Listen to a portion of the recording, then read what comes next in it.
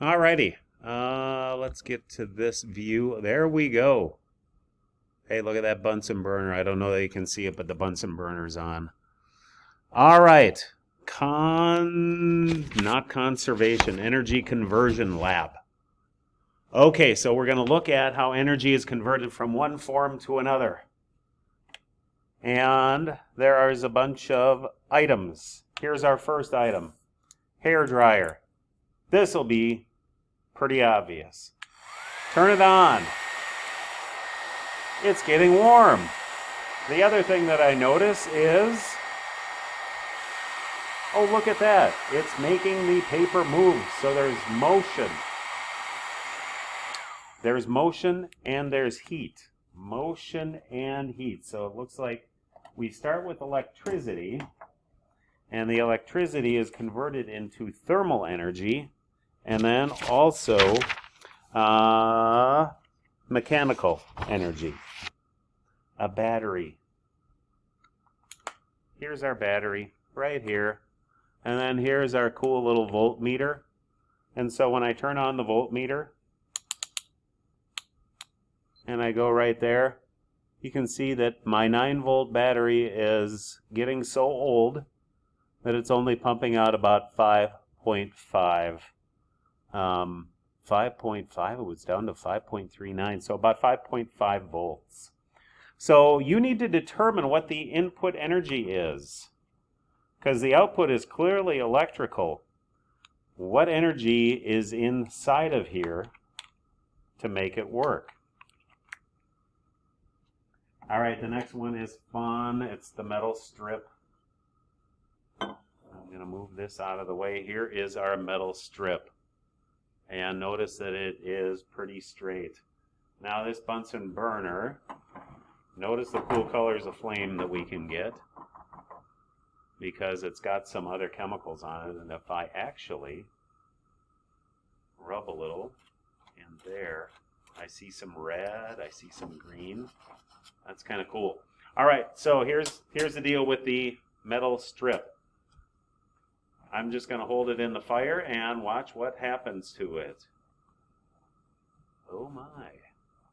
I hope you can see what's happening, because now that metal strip that was straight before is nice and curved.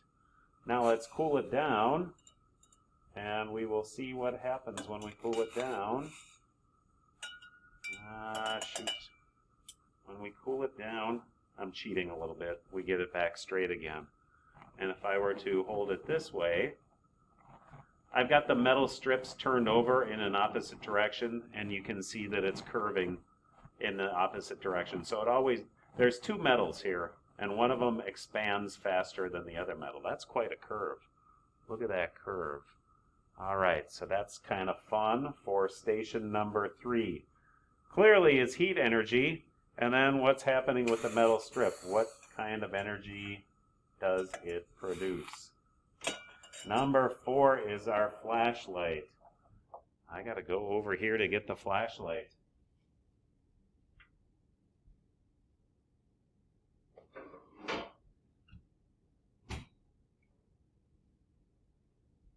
Okay, so there's batteries in a flashlight. So hopefully you have determined what kind of energy starts a flashlight.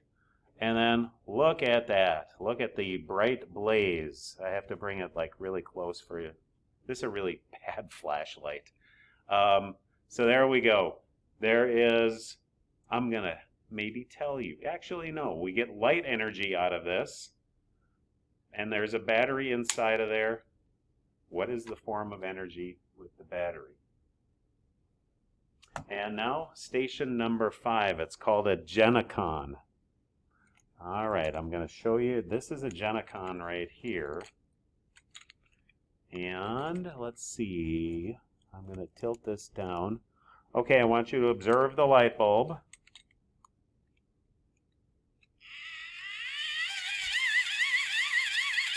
Hey, the light bulb lights up. So what kind of energy do we need to light up the light bulb? And if it's not obvious to you, I also have the Genecon hooked up to this voltmeter. And hopefully you can read the voltage on the voltmeter. as I crank. I might have to make it a bit closer. Actually, I'm going to put it right there, tilt it down, and crank the generator very strongly. And it looks like we get some volts coming out of there. That was really weird. Let me see that again. Huh, that's interesting. Okay, I'm going to pause here to set up the other stations.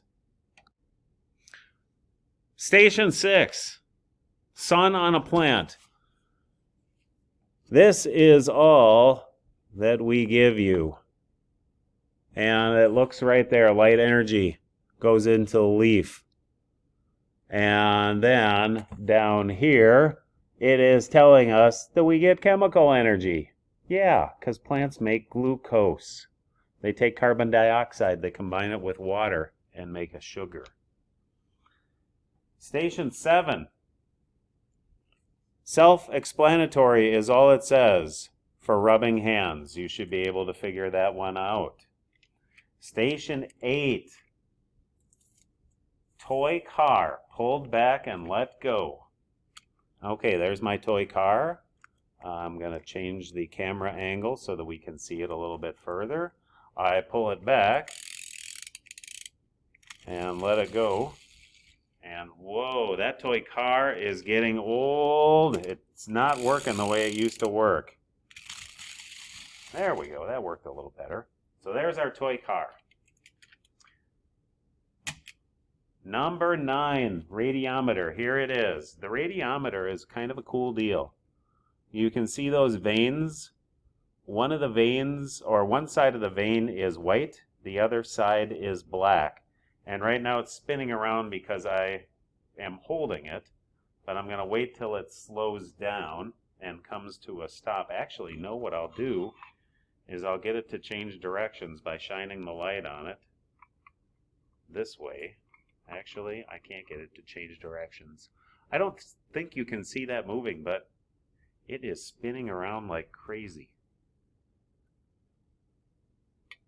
Let's get that light out of there. No, you can't even see it because the camera is so poor.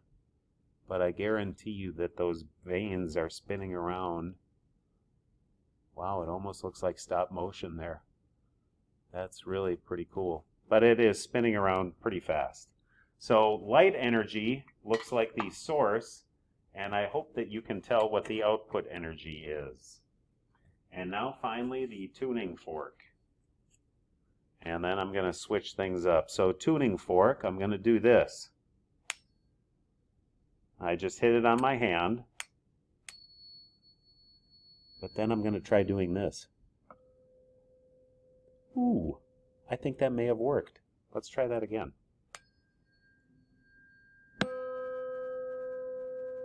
I put it on my computer, and we can hear the sound in the computer being amplified a little bit. All right, another break, and I will be setting up the some other stations. All right, this clump, we are doing a potato clock through the solar cell.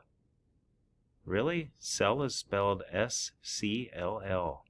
Huh. Or at least on the version I have. Okay, so totally forgot the potatoes. Here's the potato clock. Isn't that cool? It's got no potatoes in it. If it had potatoes, you could see that there's some time being displayed. So the best I can do is show you the instruction sheet right here. And it's glaring, so you can't read it, but it says something like, a potato battery is a type of electrochemical cell, converting chemical energy into electrical energy. So there's the potato clock, and I apologize for forgetting my potatoes today. Nuclear power plant. I just have one in the back room. Let me go get it. But instead, we'll talk about a fission plant. Come on, get in focus. Okay, there's the information that we give you. The fission of the nucleus releases energy to produce steam, which is thermal energy, and that makes a generator spin, and the generator makes electrical energy. So in essence, we have nuclear energy as the input. This is the only one where we're going to actually wait. We'll have another one later. So we've got nuclear as the input, and the ultimate, the end point, is going to be electrical. 13 is Alka-Seltzer and a film canister. I'm going to do that one last in this group just because it might make a mess and I want to clean that up later. So 14, you running. Think about where you get your energy from and think about what the output energy is. It should be fairly obvious. 15, a dam, a hydroelectric dam. Here's our schematic of our hydroelectric dam. So this is sitting out. Use the diagram below to determine the inputs and the outputs. And so it looks like there's a bunch of water that is going down there. It's spinning a turbine right there. Then there's a generator right here to produce electricity. So water that is on the move from here down to here spins a generator that produces electricity. Now, one of my favorite ones, the solar cell. Okay, so the solar cell is, I'm taking it out from underneath.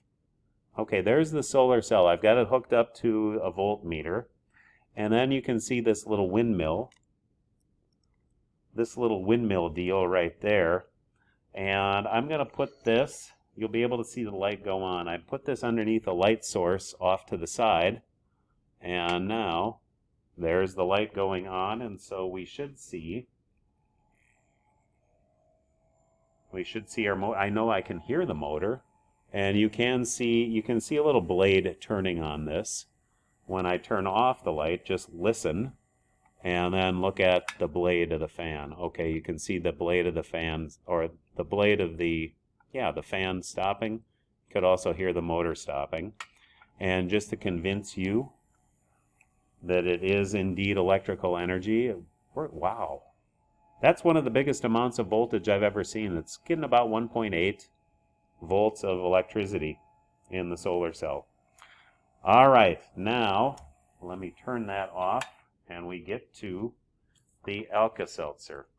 So the solar cell, again, we're starting off with light, and electrical looks like it's coming out. Okay, Alka-Seltzer, it's going to make a mess. And let's make sure. I kind of want to do it down here where it's going to fly off. I'll just move the camera down as far as I can. Okay, that should work. Okay, Kodak cannons again. So Alka-Seltzer in a film canister. So the Alka-Seltzer is our input energy. So what's in the Alka-Seltzer to drive it? And then we'll see what the output energy is. Notice that I'm trying to do this by the sink. And there's the cap on. And hopefully it won't take too long until it explodes. I'm putting my hand there to stop it.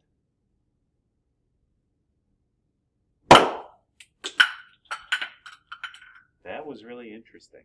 Okay, I've got cleanup before the next group of energy conversions.